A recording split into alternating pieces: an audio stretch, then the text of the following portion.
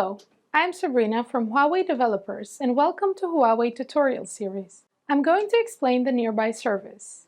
First, I'll be talking about what is Nearby Service, its service features, and nearby data communication.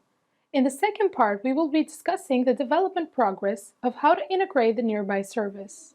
Nearby Service includes nearby data communication, which tries to communicate with nearby devices using technologies such as Bluetooth and Wi-Fi, and Contact Shield, a contact tracking service based on Bluetooth low-energy technology. The service features are: it triggers scenario-specific interaction and services, and verifies the user presence using precise proximity sensing. Frees you from networking problems by offering easy-to-use APIs encapsulated with underlying network details. Outpaces the industry in terms of speed discovery and bandwidth with Huawei-developed protocols. Also, it facilitates nearby communication in various scenarios with the following services. Nearby Connection enables nearby devices to set up an internet-free local network for direct data transmission. Nearby Message allows message publishing and subscription between nearby devices that run the app and are connected to the internet.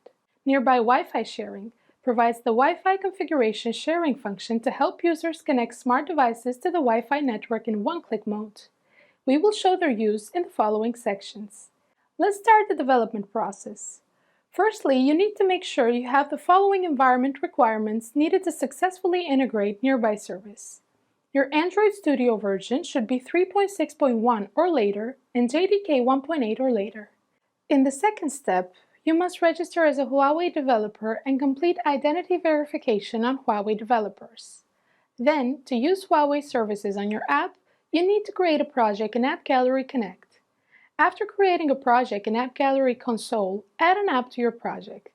This step is followed by generating a signing certificate fingerprint and configuring it in App Gallery Connect.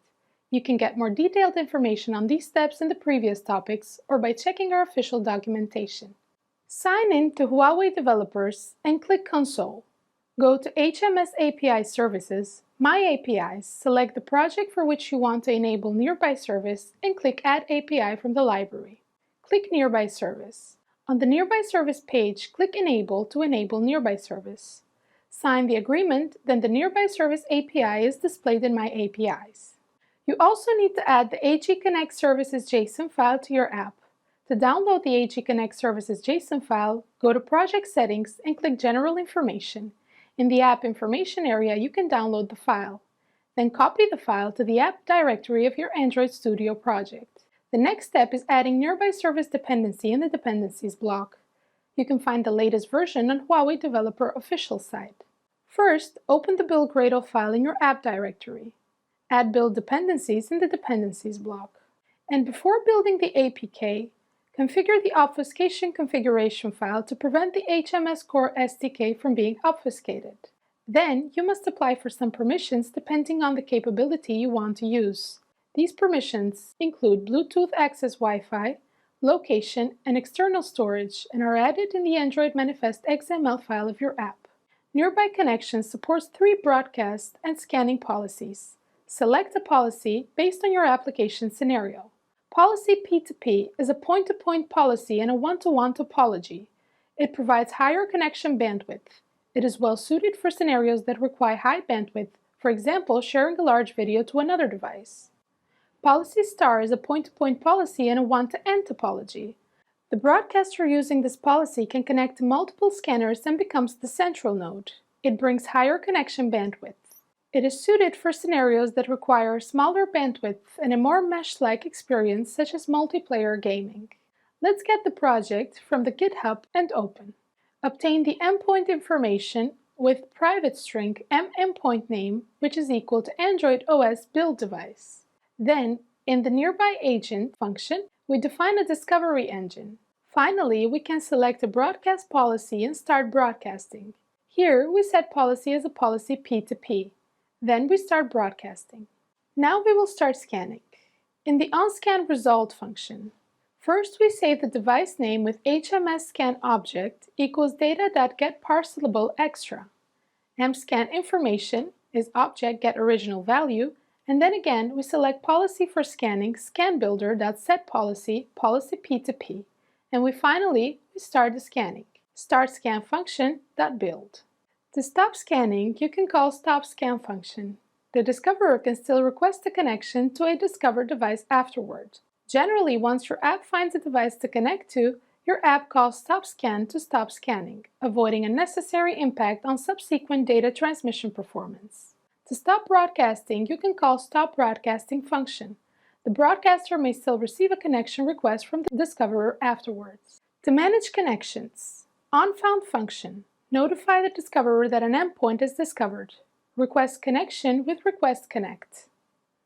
After the discoverer requests to set up a connection with the broadcaster, the discoverer notifies the two parties of the connection setup by calling back the onEstablished method of connect callback. Both parties must accept the connection by calling acceptConnect function or reject the connection by calling rejectConnect function. The connection can be set up only when both endpoints accept the connection. If one or both of them choose to reject the connection fails. In either mode, the connection result is notified through the onResult method. Your app can provide a way for users to confirm the connection to a specified device. Typically, this involves displaying the token on two devices and requiring the user to enter or confirm the token manually, similar to a Bluetooth pairing dialog box. To disconnect from the remote endpoint, you can call the disconnect method of the Discovery Engine class. Once this API is called, you cannot send data to or receive data from this endpoint. Send data by calling sendData function. The data objects can be bytes, file, or stream type. Receive data by calling the onReceived method of the data callback class. Obtain the data sending and receiving progress by calling the onTransferUpdate function in the data callback class. To cancel the transmission during data receiving or sending, you can call the cancelDataTransfer method. For sending data of bytes type, FileNameMessage equals data from bytes. The size of bytes data sent at a time cannot exceed 32 kilobytes. For sending data of the file type, if file is done, we terminate the connection when the file transfer is complete. Then transfer files with getMessageDataTransfer with byte. When a file is received, it is saved in the Download Nearby directory on the subscriber's device with data ID as the file name. After the transmission is complete, if the status code is transfer state success, in onTransferUpdate, you can obtain the object of the file type. For sending data of the stream type, we create a URL and then transmit it with the streams. When the onReceived is called, you can call asStream or asParseFileDescriptor to obtain the object of the stream type. And the second one is Nearby Message. Here we have some precautions. Respect user privacy and remind users not to publish sensitive information when using Nearby Message service. Explicitly tell users that the Nearby Message service requires Bluetooth broadcast and scanning function, which might cause higher power consumption. Upon app exit, your app needs to call unput to unpublish messages and unget to unsubscribe from messages. Please comply with applicable data protection laws and regulation when collecting and processing personal data, identifying users, taking rights as a data subject, and performing other relevant operations. You are responsible for storing users' device and network identifiers properly. Nearby Service does not store any device or network identifiers. Do not publish or subscribe to messages without notifying users. Explicitly provide the functions of unpublishing and unsubscribing for messages. Before you start, you should set an API key. We actually showed presetting with JSON config file, but it involves security risks. This way, API key can be obtained illegally by unauthorized compilation. So here, we should be setting the API key through an API. Obtain the API key from Huawei developers.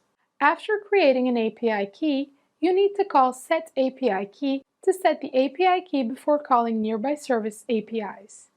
This method is not as easy as the first one, but it is more secure. Also, Nearby messages have two-way message publishing and subscription, app-based message publishing and subscription, and beacon message publishing and subscription. Let's check them. Message publishing. Put message. Publish messages to the cloud. Nearby message broadcasts Bluetooth sharing code, complying with the Huawei High-Link Bluetooth protocol. Nearby users using the app will receive the published messages. Construct messages to be published by referring to the message class. Unpublished messages. Messages passed by the Unput API will be deleted from the cloud. Subscribe to messages. Get message handler. To unsubscribe from messages, call unget message handler.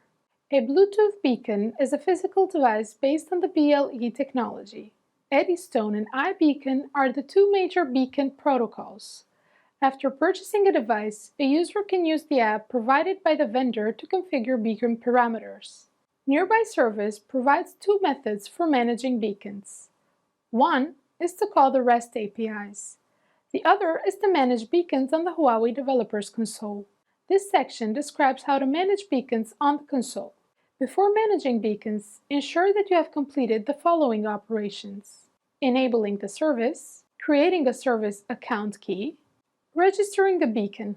For more details, please refer to the latest version on Huawei Developer official website. Foreground subscription allows your app to discover devices faster, but may be more power-consuming. Note that foreground subscription can only be enabled when your app is running in the foreground. When your app exists in the foreground, the message subscription will stop, calling the Get Message handler to enable foreground subscription. The device discovery speed for this mode is much slower than that for the foreground subscription, but the mode is more power efficient.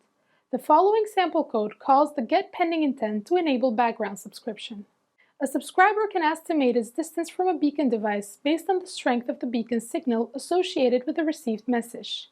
The sample code is as follows. Called back when the distance change of the target exceeds 1 meter. Called back when the RSSI change of the target device exceeds 10 dBm. Call the Start Wi-Fi Share API to enable the Wi-Fi sharing function. After discovering a device, the sharing end calls Share Wi-Fi Config to share Wi-Fi. After successful sharing, call Stop Wi-Fi to disable the Wi-Fi sharing function. This was it for this training video. Thank you for watching, and we hope to see you in other training sessions.